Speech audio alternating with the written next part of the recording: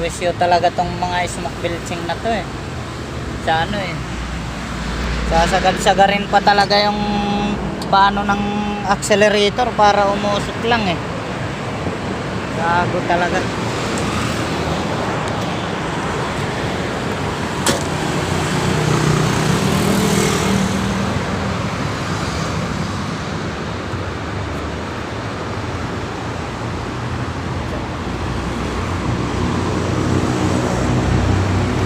Ano hindi uusok sagad-sagad ang hapak.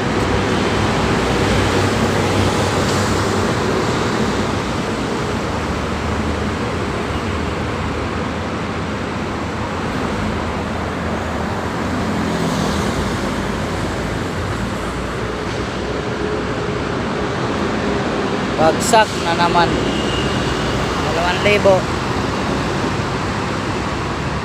Luma na rin kasi pero hindi naman siya ganun kausok.